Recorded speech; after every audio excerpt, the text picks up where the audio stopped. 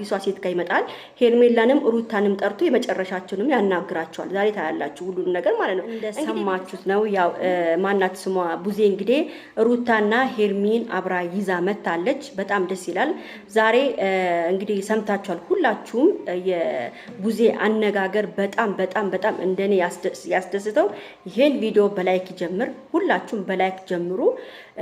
በእናታችሁ ለምንድን ነው ግን ሰብስክራይብ ማታረጉት? ለምንድን ነው ግን እኔ ላይ እጃችሁ እንዲህ የሚያዘው? ግን ሰብስክራይብ አድርጉ እስቲ እታችሁን አበረታቷት። አዲስ አበባ እኮ ነው ያለ ነው። እባካችሁ አግዙን። በቃ እንዴ ሰብስክራይብ አድርጉ። በማርያም ያላደረጋችሁ ካላችሁ በእግዚአብሔር አድርጉ። ሙስሊሞችም እንደዛው እንዴ በአላህ ይዣችኋለሁ አድርጉ። በቃ ሰብስክራይብ አድርጉ። እስቲ 50 ሺህ እንግባ እንደምንም ብለን 100 ሺህ እንኳን እንደርስበታለን፣ ግን 50 ሺህ እንግባ እስቲ። እና ይሄን ቪዲዮ ሁላችሁም ላይክ፣ ሼር፣ ሰብስክራይብ አድርጉ።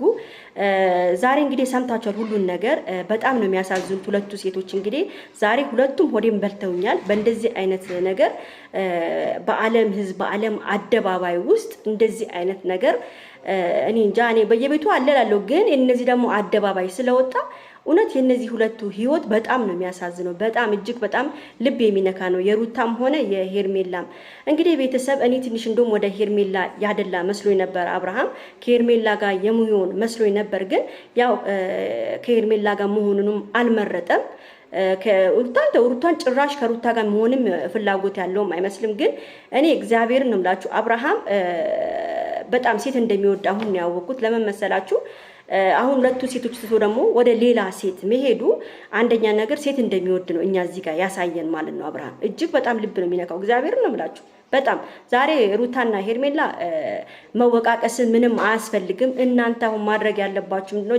ጀግና የሆኑ ወንዶችን አመታችሁ አብርሃምን ጮጓራውን ማቁሰል ነው ያለባችሁ። እግዚአብሔርን ነው የምለው ጮጓራውን ማቁሰል ነው ያለባችሁ። እናንተ እውነቷን ነው የእናንተ ህይወታችሁን እየበላ ነው ያለው ልጅ። ይሄው ሩታ ሲሽ ወልዳ ነው ህይወታን ቢበላትም ወልዳለች፣ ችግር የለውም በልጇ ትካሳለች። ግን ሄርሚ ህይወትሽን በጣም እየበላው ነው አብርሃም። ህይወትሽን ምስቅልቅሉን ያወጣው ለምን ብለሽ እንዴ? አንቺ በጣም ቆንጆ ነሽ፣ ፌመስ ነሽ፣ የፈለግሽውን ወንድ የመጥበስ አቅም አለሽ፣ የሚያምር አቋም አለሽ። እግዚአብሔርንም ለምን ህይወትሽን አብርሃም ይበላዋል? ለምን እድልሽን አብርሃም ይበላዋል? እንዴ ህይወታችሁን እኮ ነው እየበላ ያለው አብርሃም። ስለዚህ ቤተሰብ እኔ ምለው አሁንም ቢሆን ማለት ነው ሄርሚዬና ሩታ መጣላት የለባቸውም። ከዚህ በኋላም አብርሃም ለእናንተ የሚሆን ሰው አይደለም። አንዴም ሁለቴም ሶስቴም ነግራቸዋለሁ። አብርሃም ለሁለታችሁም አይሆንም። በቃ ከአብርሃም ውስጥ ውረድ፣ ውጡ። በቃ እግዚአብሔር ነው የምለው። ዛሬ እንትና ማና ቡዜ ትክክለኛው መንገድ ነው የነገረቻችሁ። እውነት ለወንድሟ እንኳን አላዳላችም፣ የወንድሟን ብልግና የወንድሟን መጥፎነት ነው እዚህ ጋር እያጋለጠች ያለችው ማለት ነው። እንግዲህ ታውቃላችሁ አብርሃም አነጥንጧል። እንዳነጠነጠው ደግሞ ሚሳካለት መስሎታል። ሴት ልጅን አስለቅሶ ወደ ሌላ ሴት መሄድ ማለት በጣም ያሳፍራል። ቢያንስ እንኳን እመቤቴን ከሁለቱ አንዱ መርጦ እንኳን አብሮ ቢኖር ደስ ይለኝ ነበር፣ ሌላ ሴት ከሚያመጣና ከሌላ ሴት ጋር ከሚልከሰከስ ማለት ነው። ግን እዚህ ጋር ምንድነው መሰላችሁ ሩታና ሄርሜላ በቃ ራሳቸውን ህይወታቸውን መኖር እንዳለባቸው ነው።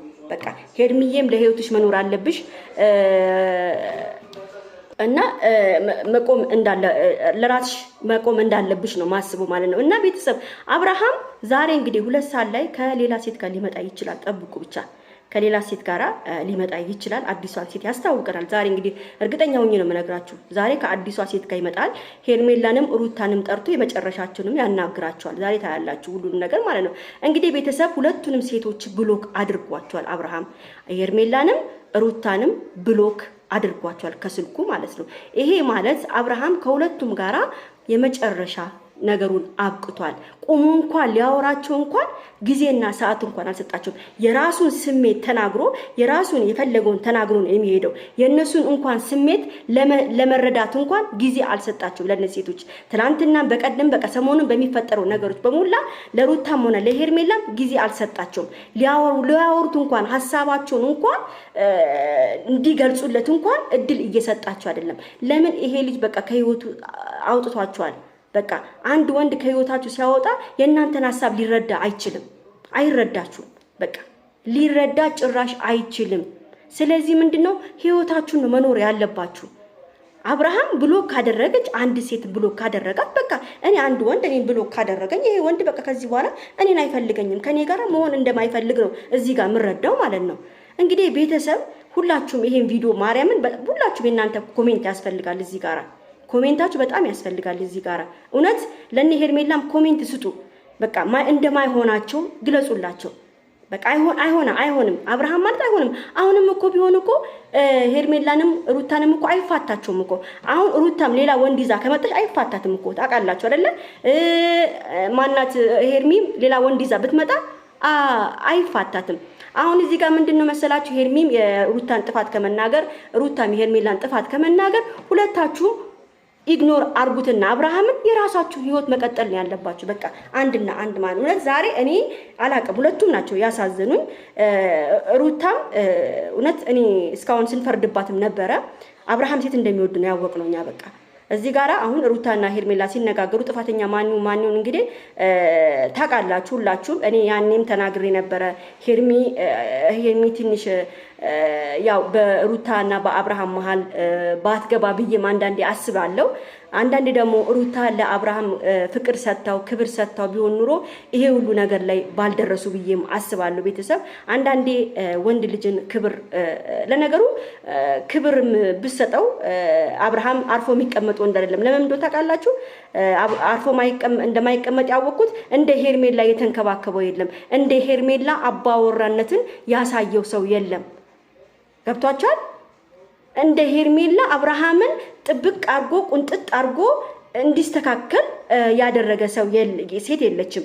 አብርሃምም ያኔ ሲናገር ነበር በጊዜው። ለነገሩ አብርሃም በጊዜው አንቺ አባወራን ተሳይሽኝ፣ አንቺ ህይወቴን አስተካከልሽው፣ አንቺ ለኔ በቃ ብዙ ነገርን ያስተማርሽኝ፣ ብዙ ነገርም እያስተማርሽኝ ምናምን ብሎ በቃ አንቺ ለኔ በጣም በቃ ጥሩ ሴት ነሽ ብሎ ሲናገር ነበረ። ከዛሳ ካስታወሳችሁ ደግሞ ትግስት ሾው ላይ ቀርቦ ደግሞ ምንድን ያለው አብርሃም ሩታ የኔ በቃ ኮቷ ለኔ እርጥብ ነው ብሎ ደግሞ ሩታን ሲያሞካሻት ነበረ። ገብቷቸዋል? እና እንደዚህ አይነት ነገር አብርሃም ላይ ስላለ አብርሃም ሴት እንደሚወዱን እኛውን እዚህ ጋር የተረዳ ነው እንጂ ምንም ከአብርሃም የተረዳነው ነገር የለም። አነጥንጧል፣ ቂጡ አብጧል፣ ደረቱ አብጧል። ይሄ ልጅ ካሁን በኋላ የሚመለስ አይደለም። እቺ ደግሞ ቲክቶከሯ ተብዮ ደግሞ አዲስ ምትመጣ ደግሞ ታያላችሁ አብርሃም እኔ እግዚአብሔርን ቢሆን እንኳን ይሁን ከሩታ ጋር ተጣልተዋል፣ ተለያይተዋል፣ ልጅም ወልዳለታለች። ከሷ ጋር እንኳን ባይኖር አብርሃም ከሄርሜላ ጋር እንኳን ያ ሁሉ ክብር ሰጣው፣ ጫማውን አውልቃ እግሩን እንትን ብላ ገላውን ታስታውሳላችሁ፣ ገላህን ልጠብት ምናምን ብላ ገላውን ታጥቦ ስታስገባ ምናምን ብዙ ነገሮች ተፈጥሯል። ግን አብርሃም ይሄን ነገር ኢግኖር አድርጎታል። ሩት ሄርሜላን እንኳን ቢፈልጋት አብሯት ይኖር ነበረ። ግን ሄርሜላንም አልፈለገም። አዲስ ሀፍላ ፍቅር ላይ ስላለ ነው አብርሃም ማለት ነው። ስለዚህ ቤተሰቦች ይሄን ነገር እናንተ እንግዲህ ሀሳቡን ስጡበት። ላይክ፣ ኮሜንት፣ ሼር አድርጉ። ቻው